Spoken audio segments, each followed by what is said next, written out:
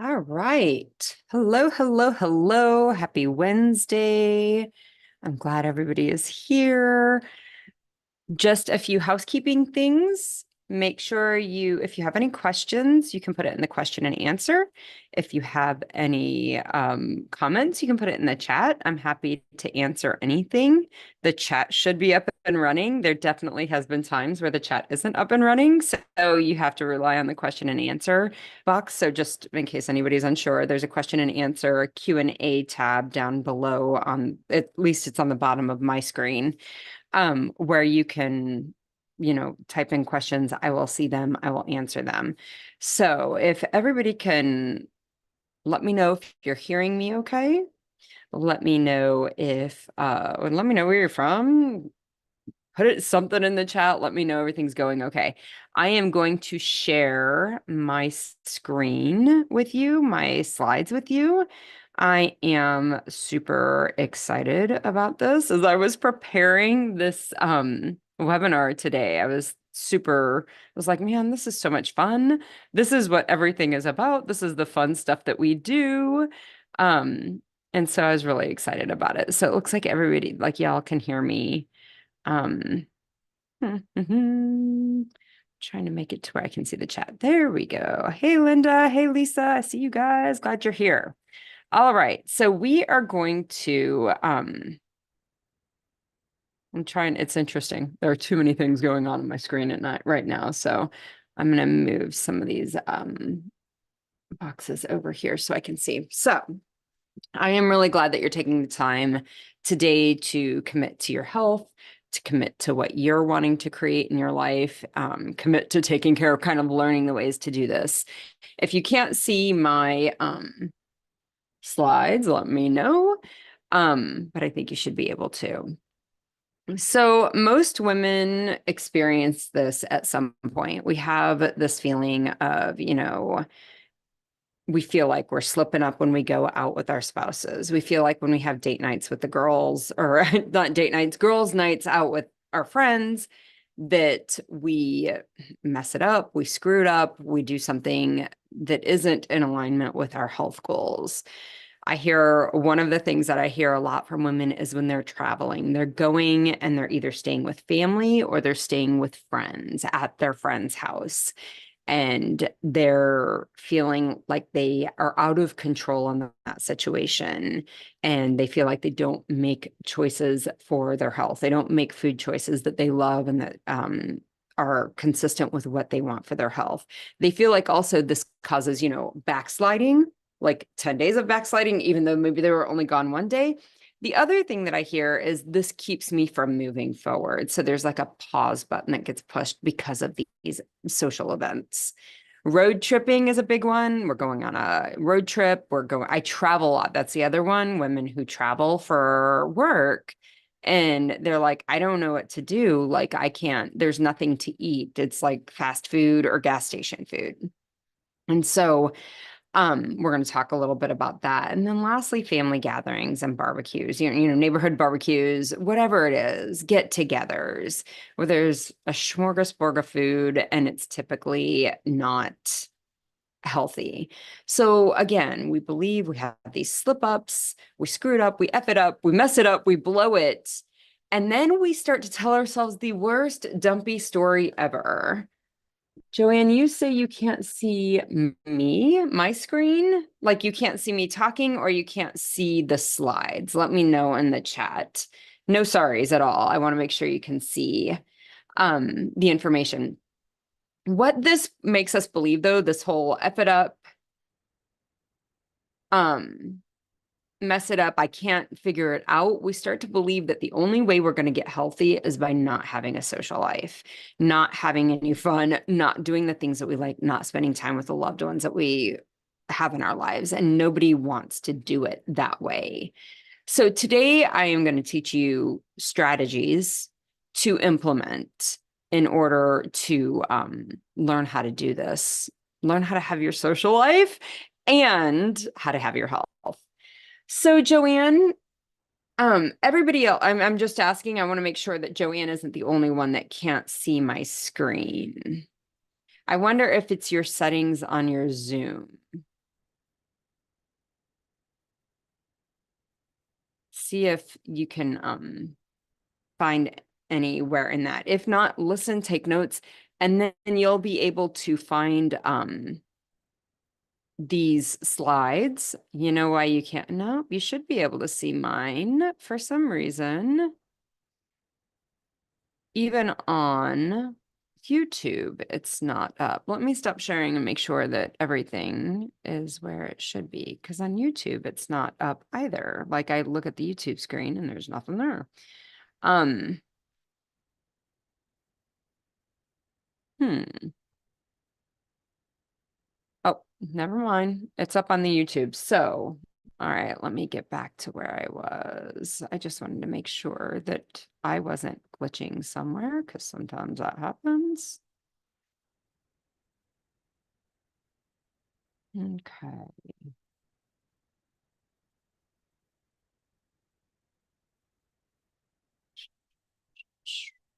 Sorry for, oh, you can see me now. I don't know. I must have like hit the right thing that made it go correctly. All right. Hopefully that is resolved and everybody's seeing everything.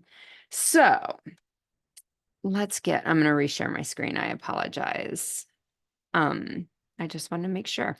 I will say that if you have any specifics that I'm not addressing, you're like, yeah, Delane, that's great, but this is where I'm really struggling and you're not talking about it, please make sure to let me know about that.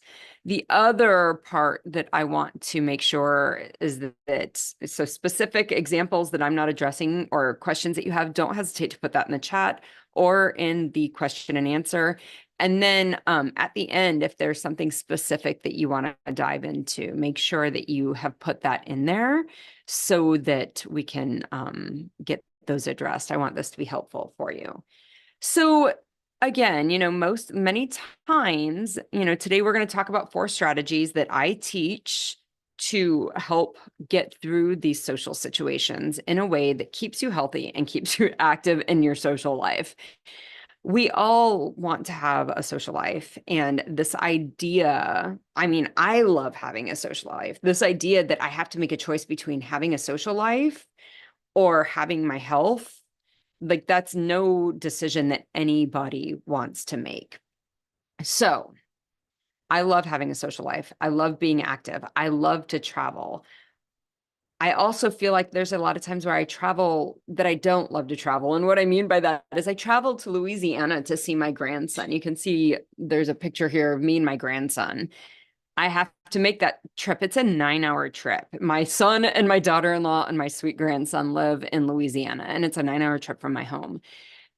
There's nothing I love about that trip. That trip is not a fun trip. It's not like road tripping that's a good time.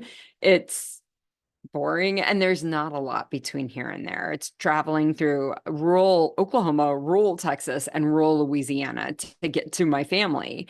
So, and then there's times that I have to travel for work. I have to travel to, seminars, to, CME conferences, to business building conferences. There's all sorts of travel that I do that isn't necessarily fun. It's not like vacation. And learning, I want to do those things. I want to have those experiences, but learning how to have my health and have those experiences, I think are really important. I love having girls' weekends. I have a group of girls that I go on running trips with. I have a handful of friends that I go on climbing and hiking trips with. Up here, you can see this picture. This is my oldest friend. She was the first friend I made when I moved from Chicago to Kansas. She is still my ride or die and my bestie. I love getting together, and I definitely go and I stay at her house on a regular basis. And she comes and stays at my house as well. I have 16-year-old twins. They do not want to eat anything healthy.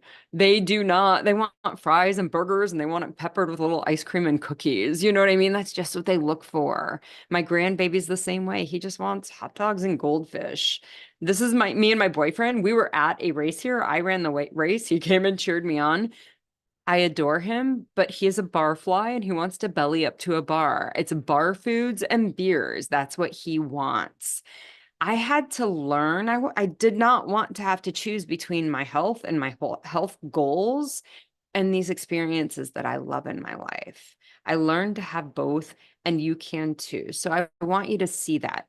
Nobody wants to live a long, healthy life if they can't do it with the people that they love, doing the things that they love.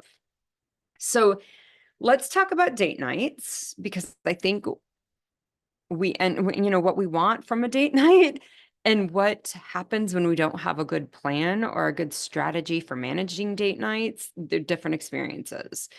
We want to feel connected with our significant other, with our spouse.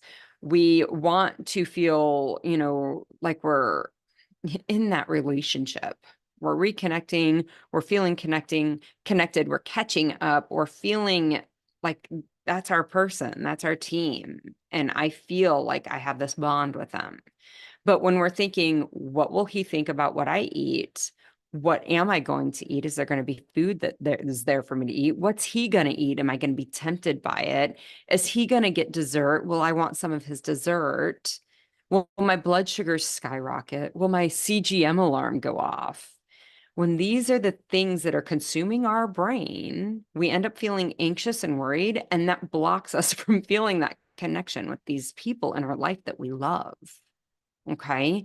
We have to learn to have a strategy to answer those questions, a strategy that we feel good about to get us beyond those worried, anxious thoughts that we have in our brain.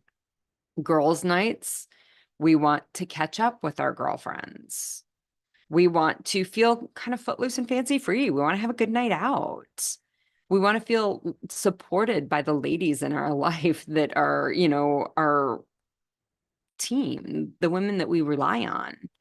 And we end up feeling consumed with questions and worries about our food and our health. What will they think? Are they going to watch me? I don't want to be a party pooper. I don't want them to notice what I eat and judge what I eat. What will they think when I'm gone and we're not here at dinner anymore? Will they see that I have no willpower because I ate X, Y, or Z? And then this is the killer about girls' nights. They're going to judge me for eating a salad, and they're going to judge me for eating pizza. We're so wrapped up in our head, we can't do anything right. And we don't have the experience that we're looking for. That's the whole reason we set up a girls' night. We want to have fun. We want to catch up with our girls, and we want to feel like we're a part of this group of ladies that we rely on. And instead, we're worried and anxious the whole time.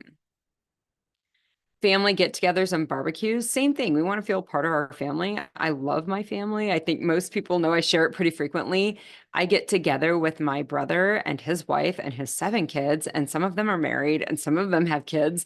It's a big group. My parents come, my 95-year-old grandmother comes, and we do this almost every week during football season. We get together and we watch football.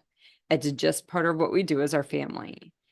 And so I love that big family. I love my brother. He is one of my most favorite humans. His birthday is coming up. It's the day where I get to wish him happy birthday and tell him how grateful I am that God saw fit to pair me with that man from the day I was born, and that he's just been a part of everything in my life. I just adore my brother. I would not give up those times for anything. And I'm also not going to give up my health for it, right? So I have to figure out how to navigate when my grandmother brings some tasty treat that she thinks I'm going to like, or when my brother makes some food that he knows, like, I know she's not going to eat this junk food with me, so I'm going to make her this thing and I hope she'll like it, right? Like, sometimes when I go there for football dinners, like, it's not my eating time, like it's a fasting period for me. And so even though they make it for me, I have to figure out how to navigate that situation. Part of that is me navigating my own thoughts and my experiences. And part of it is also letting them know, like, sometimes I eat and sometimes I don't eat. If you're banking on me eating all of this food that you made for me, I appreciate that you did it, but I'm going to probably take it home and eat it at a different time, right? And then he knows. He knows, don't waste time making food for Elaine because she may not even eat it. Like, he knows that. And that's just part of learning to navigate that scenario with him. But most of the time, if we're going to some family get together, and again, it could be Thanksgiving, it could be a 4th of July barbecue. We have thoughts, what if I have a food that I have to figure out? Somebody makes me something and I need to figure out how to handle that. What if there's nothing for me to eat? Or I want to participate and I want to have fun too. They're all getting to have fun and I'm not getting to. These are the thoughts that keep us from connecting with our family and being a part of the party because we're all wrapped up in our head. Staying overnight at a friend's house, similar, right? We envision this getaway. We're going to get to escape. We're going to escape everything. And I'm going to go hang out with my girlfriend and we're going to reconnect and we're going to talk. And it's just her and me. And in our brain, it's like, it's going to be lounge chairs and coffee or lounge chairs and wine. And then that starts to bridge off. Maybe it'll be lounge chairs and mimosas. Maybe it'll be mimosas and some food. Maybe it'll be, like initially it's like grapes and cheese, and then it's like, oh, maybe it's brownies, maybe it's cookies, maybe it's popcorn, maybe it's chips, right? Like suddenly our brain starts to venture into these other options, and then we start to get nervous. We start to get anxious. How am I going to handle this? We become preoccupied. We don't want to be rude. We don't want to feel like a nuisance or a trouble. We don't want her to have to do anything special for us, right? We're a guest in their home. I don't want to have to do anything. I don't want her to have to do anything more for me. Okay. All of these thoughts keep us from being engaged and active in the reconnection, in the social experience we're looking for. Okay. So, road tripping is another. I don't know. This was a big thing for me. And I do like to road trip, even when I have to go to Louisiana and travel that 9-hour trek through rural nowhere. I've had to work at how to make it enjoyable still for me. I love getting in the car, turning the radio up, listening to music, listening to a book, listening to a podcast that I like. I love all of those things. When my kids go to Louisiana, my twins go to Louisiana to see their brother with me, and the radio's on and we're all singing. And my kids, like, I love making those memories with them. That's what my vision of a road trip should be. But instead, our brain gets trapped with, I want the gas. And for me, there was a long time I wanted the gas station snacks. I wanted the chocolate covered pretzels. I wanted the Twizzlers. I wanted the soda. I wanted all of those treats, quote unquote, because that was that was in my brain, part of what the road trip was. It seemed like fun. It seemed carefree. Then there was also there were times where I would travel and it was later at night. Like at the end of that 9-hour trek to Louisiana, it's typically dark in the last couple hours. It's late and I'm sick of being in the car, right? I need to stay awake. And so my brain's like, ooh, food helps you stay awake, right? These are all of the things that keep us making slip ups, screwing it up, effing it up, messing it up, right? And these are the things that we need to have a strategy to figure out how to do it differently. So there are really 5 strategies that I'm going to talk about today. 1, you've heard me talk about a million times. And I know that a lot of times people believe plans are restrictive and they're constraining and they're Debbie Downers and they're real hags and they're not fun. But what I want to offer to you, plans are no-brainers. It keeps you from spinning out in what do I do? That confusion. It keeps you from stressing because you don't know what to do. Okay. When we get into that stress component, we start making anxiety-laden decisions, and they're never great decisions. And then lastly, a plan keeps you from making a decision over and over and over and over and over and over and over again. There is this thing called decision fatigue. The more times you make a decision, the more fatigued you get at making the decision. And you'll eventually, not just with our food, but with everything, eventually you'll just make the easy decision. And the easy decision is the thing that you've done a lot.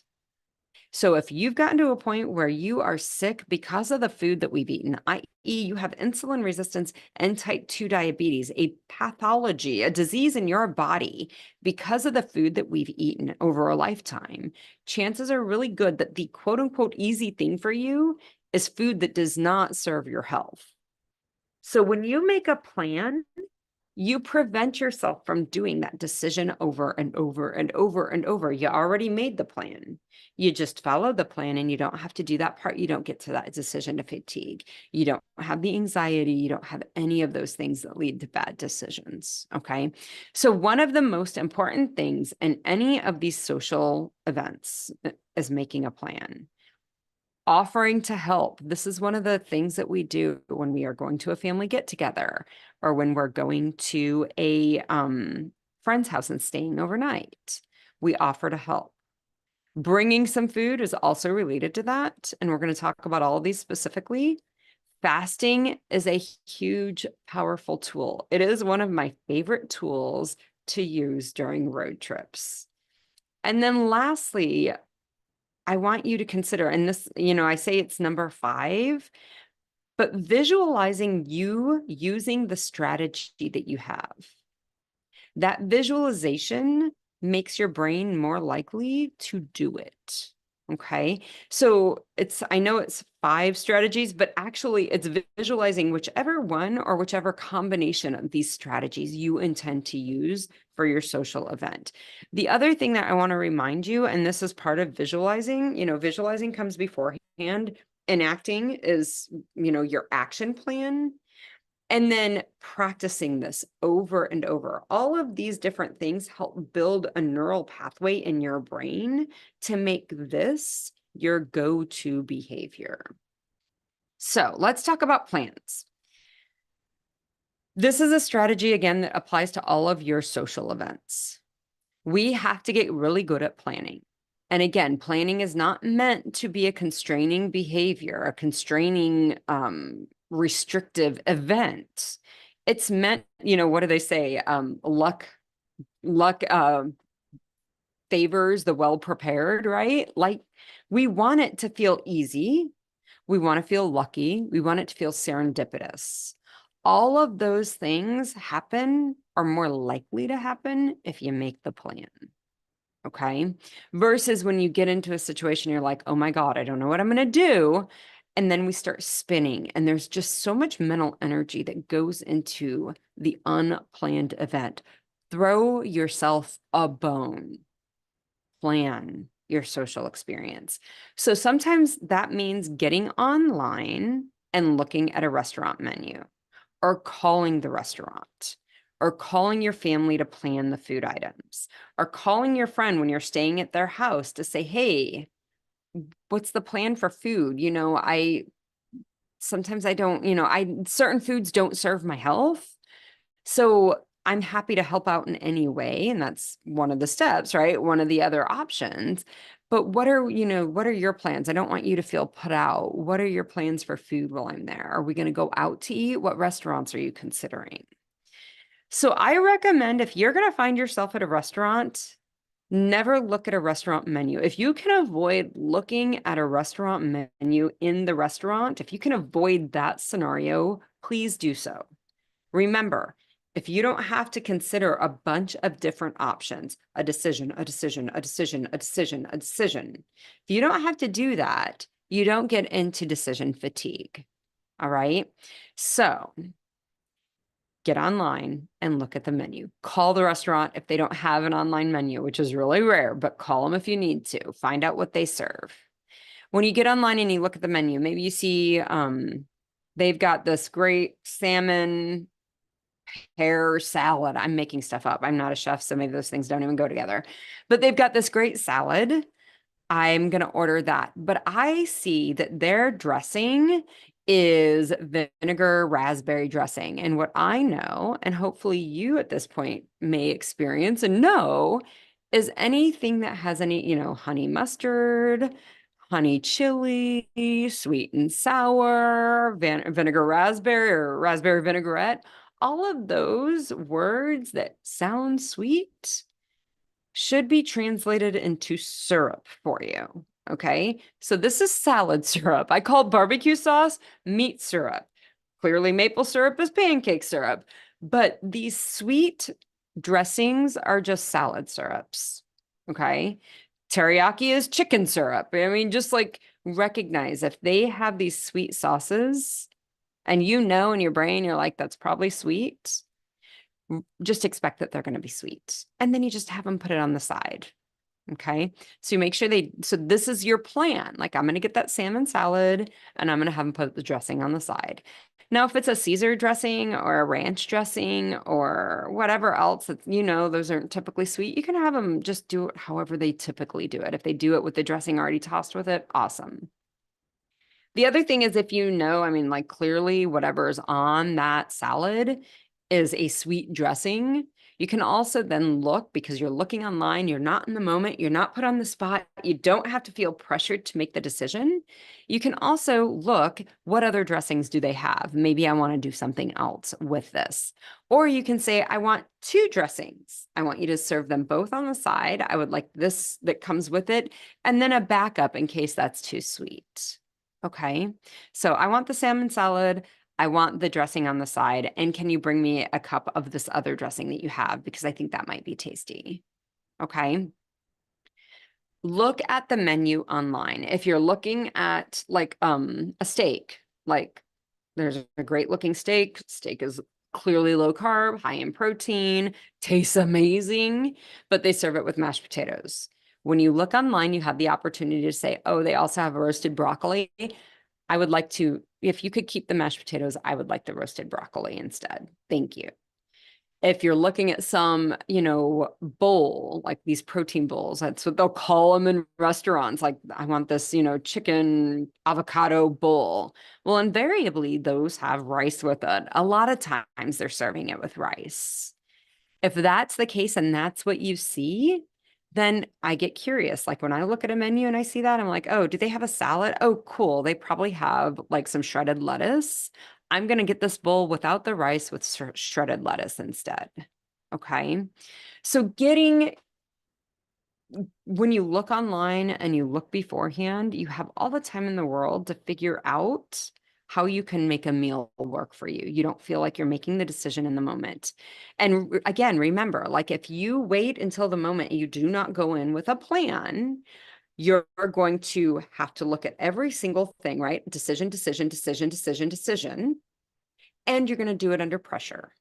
So you're going to build decision fatigue under pressure, and the chances of you making the easy decision, which is the burger and fries that is there or whatever, the chances of you making the easy decision is just so much higher at that point. Get that work in before you end up at the restaurant. What I mean that work, get the work of determining what serves your health, put that time in before you get to the restaurant. And then when you get there, don't even look at the menu. Like, I know what I'm going to order. I've already got this. And then that is going to like solve, like, there are going to be times where they're like, we don't serve that anymore. That's happened to me. Sometimes we'll have a backup. Okay, awesome. But that happens so rarely that 85, 90% of the time, you're going to do exactly what you planned and see the benefits of doing that. Okay. Think about if your blood sugars were 80 to 90% better. Like, how much like closer to your health goals would you be? Don't let those rare occasions keep you from implementing this strategy. Making this plan is always helpful. Like, making a plan ahead of time is always helpful. This goes for restaurants, date nights with the hubby. This goes for girls' nights.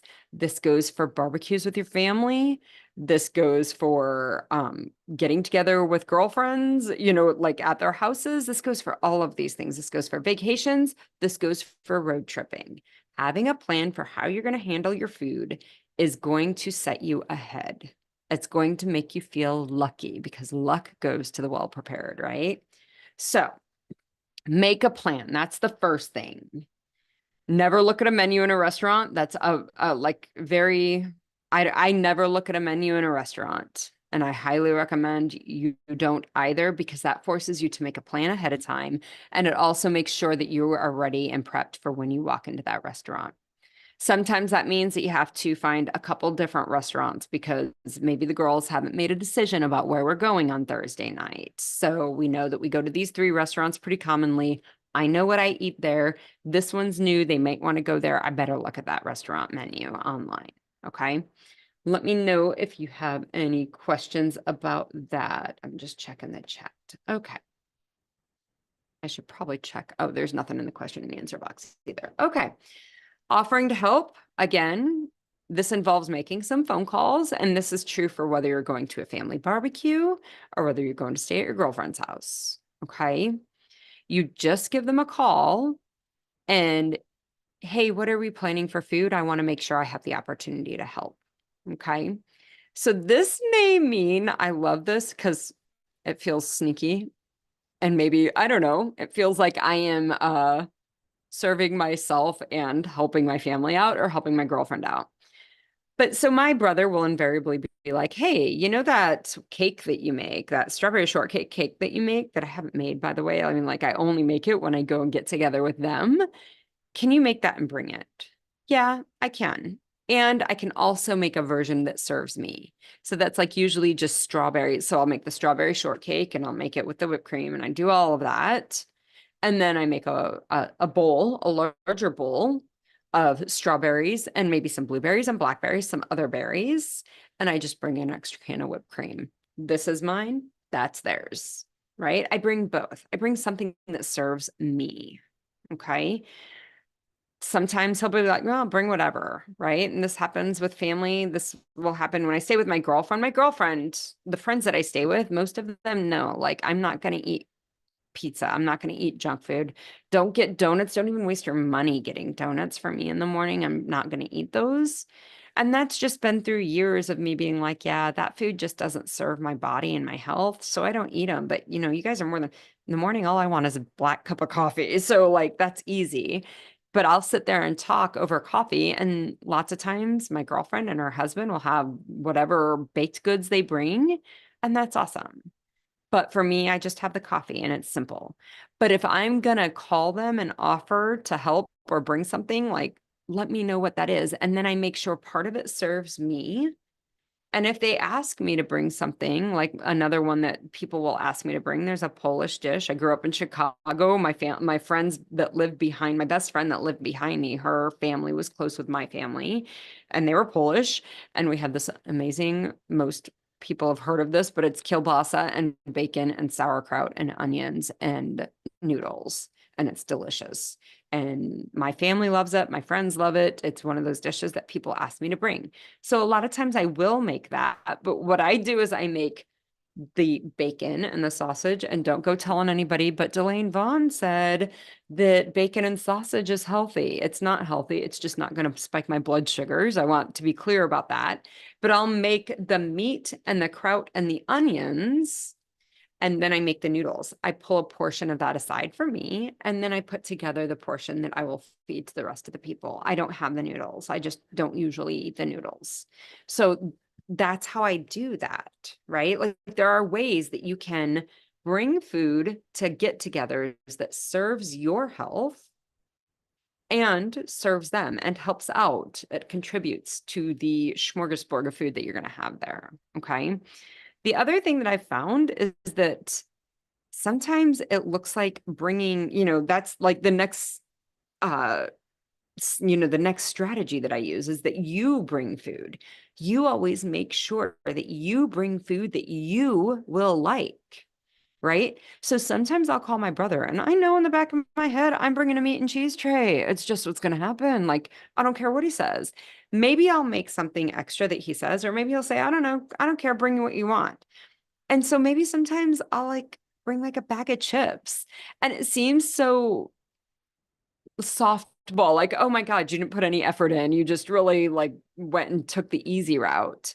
And sometimes I did, but I'll tell you, nobody ever, like, it's never that I'm bringing that bag of chips home with me again. They always get eaten. So clearly somebody likes it. So I'll bring the food that I know I like, the charcuterie board, the veggie tray, the fruit tray, the cheese tray. Maybe it's an amazing Brussels sprout dish and people will try it and either they'll love it or they won't. And I'll bring half of it home, which just means I have it for the rest of the week, or they'll eat it and they like it and they try something new. And then sometimes I bring that dish that I know I will like with something I know they'll like. Ritz crackers, Lay's potato chips, whatever it is. It doesn't have to be difficult. And again, most of the time, even when I bring something super simple, I never bring it home because people eat it. They like chips. They like Ritz crackers. It's easy. Okay. Bring the food that you know you will like. So that's very, very similar to, offering to help, right? But sometimes, you're going to a barbecue or like a neighborhood barbecue, and everybody's expected to bring something. And yeah, sometimes you want to bring something and feel really good, like everybody loved it and the dish was empty and it was the first thing gone. We want to feel really good about that. And maybe you can make a dish like that. But in the end, nobody at the barbecue and nobody at the family dinners are starving to death, right? Like there's plenty of food. So if there's plenty of food and it's not really important that nobody starves to death because nobody's going to starve to death that get together, bring the food that you will enjoy. Make sure there's something there that you will enjoy. Serve yourself. Like, and this is part of the mindset shift, right? It's nobody else's responsibility to take care of my health. That's my responsibility. And part of that looks like when I go to these get-togethers, I'm bringing something I know that I'm going to enjoy, that's going to serve my health, that's going to help me out. The last strategy I like to talk about is fasting.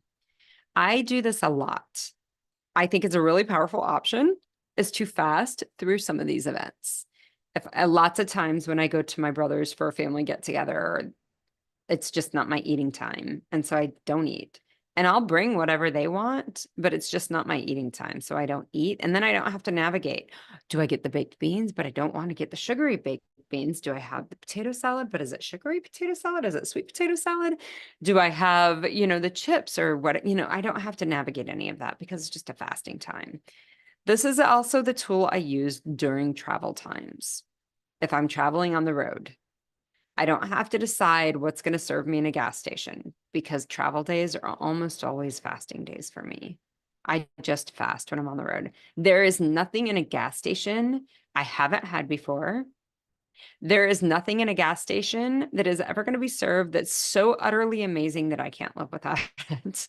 It's gas station food, right? So for me, fasting can be a very powerful and super easy, cost-effective tool to use during these events. There are times when I'm out with my girlfriends, right? I don't like to eat at night. It doesn't make my body feel good. I don't like the way it feels in my belly when I go to bed and there's a bunch of food on my tummy. So if we're getting together at 7 o'clock at night, a lot of times I'm not eating. So what do? Sometimes I'll go and I'll get a glass of wine and I'll sip on the glass of wine. I very rarely finish it because, again, it messes with my sleep. Sometimes I go and I just get a glass of soda water. But what I will do is I'll order a dessert and bring it home to my kids. Or I'll order a salad for the next day, and then my meal is ready for the next day. I don't have to think about it.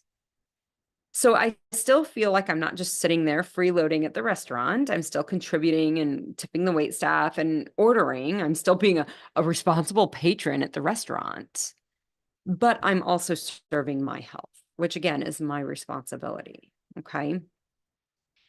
What I have found is if it's my time to fast, or if I'm not eating pizza while my girlfriends are eating pizza, or if I'm not indulging in dessert with my boyfriend when he's eating boyfriend or eating dessert when we're out together, what I've realized is that it's my responsibility, but two, if my friends or my boyfriend or my family is going to judge me based on what I'm eating, like I need a different relationship with them, or sometimes I need a different relationship, right? If people like to be around me only because of what I'm eating, I need to seriously rethink that. Okay. So most of the time we find out that the loved ones that we have in our life really do love us for us, not because of the food that we're eating. Okay. And I also think it's interesting that we're always worried about feeling awkward or like we stand out because of the food we eat, but we never ever consider like, should I feel like, what do they think about all the meds that I take? If I have to give myself insulin injections, how awkward is that gonna be? If we don't learn to stand up for the health that we're working for, Like that's our other option is a bunch of meds and insulin injections. And is that what we want to do? And it's just ironic to me that no one ever worries about that part, but like, oh gosh, they might judge me for eating a salad. I want you to think about that. And I do seriously want you to consider if you truly believe that your friends only like you because of the foods that you're eating. And let's be honest, you don't think that. As I'm saying it, every single one of you on this call are like, well, that's not what I think. That's great. Stop behaving from the space that that's what you think by believing that they're going to judge you because you fast during a meal. They're going to judge you because you order the salad. They're going to judge you because you don't get the alcohol. Okay. The other thing that I want to talk about the alcohol component that I probably should have mentioned on girls' night or date night. Alcohol has some issues associated with it. I've done a podcast with it on it. Alcohol is a poison. There is certainly some inflammatory effect that happens with alcohol, but it is usually straight alcohol being whiskey, wine, those sorts of alcohols, of drinks that we get, of adult drinks that we get when we're out, they're not usually going to cause your blood sugars to go up. If you're having Moscato or Manischewitz or some Prosecco, I think is another sweet wine. If you're having a sweet wine, sometimes it will have post-fermentation sugars added, and that can cause your blood sugars to go up. Yes. But if you're having a Merlot, a Malbec, white wine, whatever it is, if you're having a non-sweetened wine, that is usually not going to cause your blood sugars to go up. If you're having whiskey, bourbon, straight vodka, that isn't gonna, I drink straight tequila, so I have no judgment on anybody. I actually like the way it tastes. I like everything about it. I don't drink it a lot. I like wine too, but I don't drink that a lot. If you're just having the spirits, the alcohol component, that's not going to cause your blood sugars to go up. Okay. If you have a whiskey and Coke, a bourbon and Coke, the Coke component will cause your blood sugars to go up. If you have tequila in the form of a margarita, the sweet and sour that they put in the margarita, that's going to cause your blood sugars to go up. It's sugar water. Okay. Beers, there's a variety, there's variability in beer. If you're having a Michelob Ultra, it's got very low carbs. It's unlikely to make your blood sugars go up. If you're having a thick stout craft beer, that may make your blood sugars go up, depending on how many carbs are in it. I like what I call a skinny margarita. And in fact, I highly prefer this margarita the recipe I'm going to give you here in a minute to any restaurant style margarita that's loaded in sugars. Okay. A skinny margarita for me, salt along the top, soda water, and a shot of tequila in it. That is heaven for me, with a little bit of lime, either lime juice in it or you have a few limes that you squeeze into it. That is so incredibly refreshing and light and fun. I really love that drink. Some women do similar things with vodka and soda water. Again, the vodka, the soda water, some lime, I think they put in it.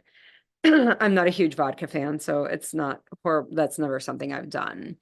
Figuring out some ways to remove the sugar component of your drinks is important, but do understand, like, if you're going out with the girls and it's not you're not going to eat, there is nothing, like, you're not going to prolong your diet. You're not going to, again, F it up, mess it up, screw it up with a glass of wine. You're not going to hit that pause button because you ate that food.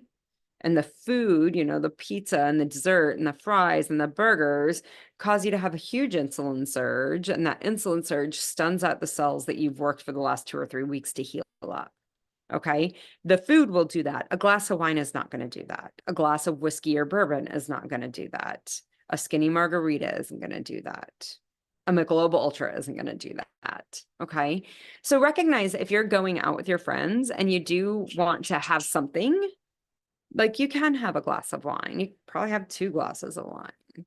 You can have a glass of wine and order food for tomorrow to go. You can do a lot of different things to still be in, like, feel like you're not just sitting there drinking water at the restaurant, like you're freeloading at the restaurant. You can do some of other things.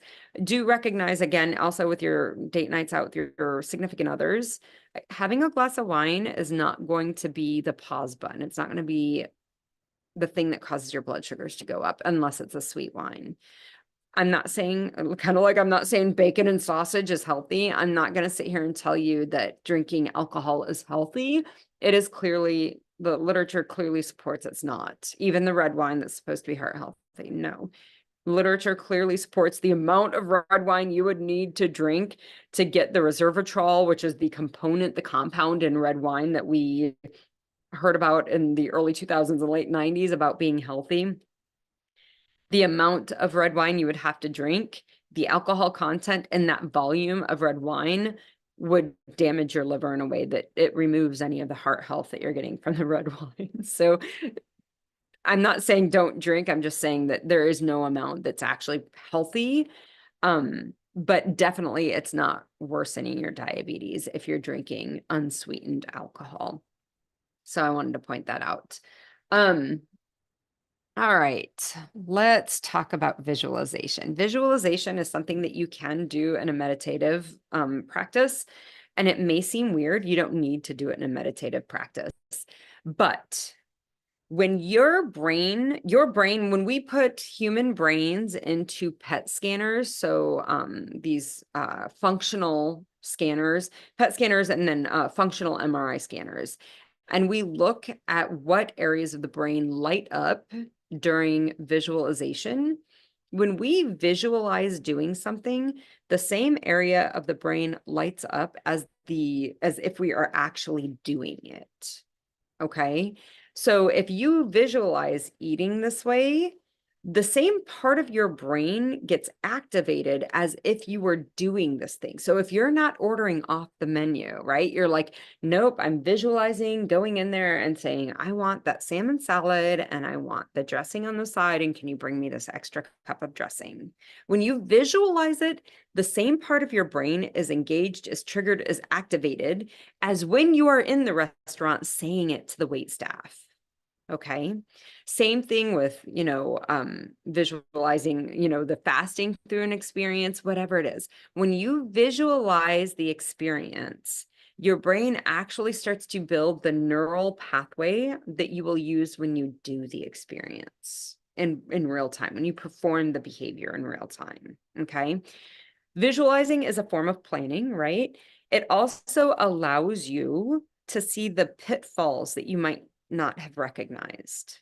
Okay. The obstacles that you didn't recognize. If you visualize, like imagine in your brain, you doing the thing that you're going to do, a lot of times you will see pitfalls that you didn't see before. So visualization is a really important strategy that kind of is overarching to all of those other 4 strategies. Okay. The planning, the fasting, the offering to help, the bringing food. Visualizing yourself walking into the house with a platter of food allows you to see that you're going to feel awkward and people might look at you. And maybe Aunt Martha's going to be like, what did you bring? You brought a broccoli salad. That's crazy. Why did you bring that? You're going to be able to start to troubleshoot those obstacles as they come up. Okay. So visualizing it, running through it in your brain is a really powerful strategy that I highly, highly, highly recommend as you're starting to implement this. It is also a form of practice, right? The things that are easier, the things that you have done a lot and practiced. The reason ordering chips and salsa at a Mexican restaurant is so easy is because it's what you've done. The reason eating Aunt Martha's cake when she brings it to you and says, I made this cake for you, I love you so much. The reason it's easy to eat it is because it's what you have always done. Okay. The more you visualize, plan, and practice this in your head, the easier it becomes. The more you do it, you act out the behavior, the easier these things become. It's interesting. I have a client and she has a home in Italy. She has a home in the States and a home in Italy. And she just recently, in the last week, traveled to Italy. And it's her first time that she's staying in that region of Italy. And she's having to learn how to hunt and gather food. Like, what restaurants do we go to? What stores do I go to? And because she is eating in a different way, she's having to solve the problem of getting food with certain boundaries on it. Like, I'm not having the breads, I'm not having the pastas. Where can I get the fresh food? Where can I get the fresh veggies? Which stores serve them? Which restaurants have it? I'm not going to go to the pizzeria because the pizzeria serves pizza, unless there's something I know I can eat there, like I'm just not doing it. So the neural grooves she's forming in her brain are the neural grooves that serve her health. And she doesn't have another neural groove formed because she hasn't done it, right? Like, there's no easy thing to fall back on. And her brain is telling her it's so much easier to live healthy here than it is in the States. And when I was like, well, the reason that it's easier is because you don't have another way of doing it in Italy, where when you come home to the States, you have all of these old things that you used to do. That is nothing, guys, more than a neural connection in your brain. When we remove that old option as a neural connection, right? Like, if we remove that as an option, our brain is then forced to solve these problems in new ways. That solving, that solution in a new way forms a new neural connection in your brain. And the more times you do that neural connection, you run that thought, feeling, behavior pathway in your brain, the more times you run that, the easier that loop becomes to do. Okay. And this is where planning, visualizing, practicing makes it easier for you long term. This is why these strategies work long term. So we're going to recap. If you have any questions, make sure you're putting them in the chat. And then, so I'm going to recap real quick, make sure there's no questions, and then I will briefly talk about the my program, the Delane MD program. So recap: for date nights, for girls' nights, for family get-togethers, for travels, for vacations. Make sure that you make a plan. That is the single most important thing you can do, because you will no longer be running the same decision over and over in your head.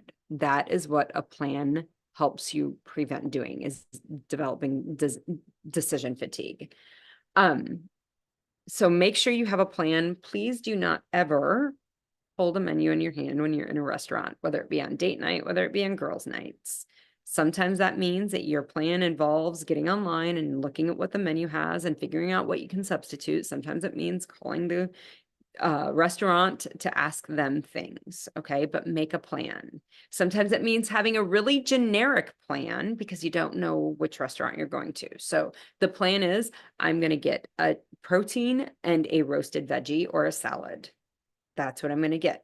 And then when you get to the restaurant and you have to have a menu in your hand and look at it, you open it, you look at it, you're like, protein chicken, garden salad, done. Okay.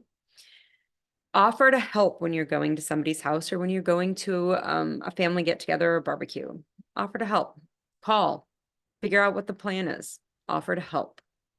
Bring the food that you like. Sometimes it seems selfish, like it's all about me. It's not selfish. You're responsible for your health. You can bring something that isn't all about you to serve others, but also ensure you bring something that you like, so that then you know there's food for you to eat there. Use fasting as a tool to help get you through these experiences. If you know you're going to go to a barbecue and there's going to be food there and there's nothing you love, awesome, fast through it. You don't have time to cook, you don't want to cook, awesome, fast through it. If you're traveling and going to a gas station and you know it's just rural Texas and rural Louisiana gas stations, fast through that. There's nothing fancy there for you to eat. There's nothing you haven't had before. Fast through it. There's no need. You, in the fasting, the act of fasting, you're healing your cells and avoiding the things that damage your cells. Fast through it. And then lastly, don't forget to visualize what you're doing, what you're doing for your health. Make sure you're visualizing the things that you're going to be doing. Practice them in your brain so that you can perform them and know any obstacles, know any pitfalls that are going to show up because you practiced it in your brain. Do that visualization component. It's really, really important and imperative to being successful at this long term. All right. So if you have any questions, make sure you're putting it. Let me check and make sure there's nothing. Okay. I don't see anything in the question and answer. I put the Calendly link for a better blood sugar assessment call in the chat.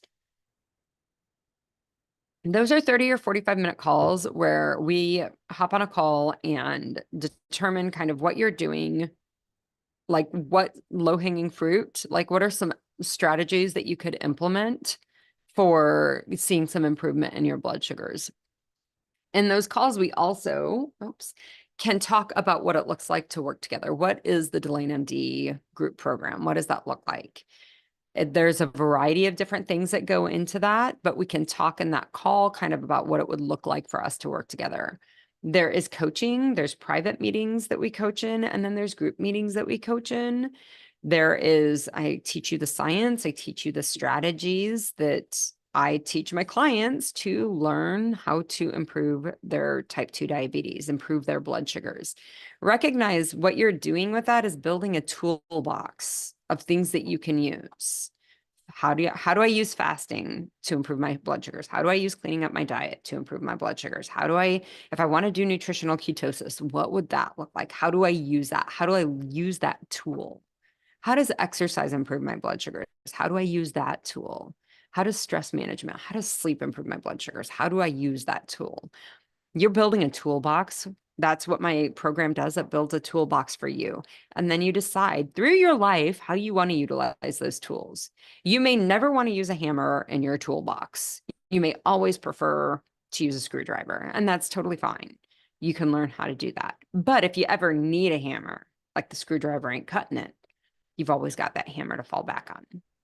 There is an element of an accountability in that you and I review your food logs on a weekly basis, on a daily basis. I look at them, you send them to me, but we review that food log. And so there's an accountability. Ideally, you are not accountable to me. Like, I haven't got a cattle prodder. I'm not going to zap you because you had Oreos or Girl Scout cookies. That's not what I do. But there is this part of learning. This is the food that serves me. This is the food that doesn't serve me. And I am learning to make decisions in service of my health. And I'm accountable to me about that. That is a process. Your best accountability buddy is you. And learning how to be that for yourself is the most powerful thing you can do to lifelong health. So those are the things that we can talk about in an assessment call. If you're interested, the link is in the chat box. Just set it up. You get access to my calendar there. You can see what works for your schedule and for my schedule. If it's like you can't find anything for 3 weeks, 4 weeks, send me an email, Delane@DelaneMD.com. I will get you on my schedule. We'll figure out a time that works for us. You shouldn't need to wait that long to get scheduled. Sometimes Calendly does funny things on the schedule, on the calendar. So, all right. I am going to stop sharing. I am glad everybody joined me today. I hope this is helpful. If anybody is watching on the replay, don't hesitate to drop any questions in the comment section. I'm happy to answer anything. If anybody listening afterwards wants to send me a question, please don't hesitate. Delane@DelaneMD.com. It is absolutely possible, and I think it's one of the most fun things, learning the art of having an amazing social life and being healthy. You do not need to make a decision between the two of them. Okay. So practice these things. Tell me how it goes. Any questions come up, don't hesitate to send me an email, Delane@DelaneMD.com. And I will be back next month, April. There will be 2 webinars. I think one's on a Wednesday, one's on a Thursday morning. I put it out in the email about what it was. One is going to be developing food plans, like bring me your food recipes, bring me your plans, bring me the things that you like to eat. We'll figure out how to make it what serves you. right? How to make it like I like that dish, that Polish dish, right? Like, how do I make that Polish dish in a way that serves my health? We'll figure out some of those things. I'll put, give you any input I have. And then also, if you have snacks, if you have foods that you like and you're not sure if they're okay, that would be a time that we can dive into that. And then the other one is going to be building the muscle of doing the thing that's more challenging. It's like a workout, right? Like building a bicep involves doing something challenging, the bicep curl over and over again, and doing it with increasing weight. How do we build the muscle of doing the hard thing? We're going to talk about that in one of them. So I hope this was helpful. I will be back next month. If you have any questions, send me a message and I will talk to you soon. You're welcome, Lisa. It's good to see you here. All right, we'll talk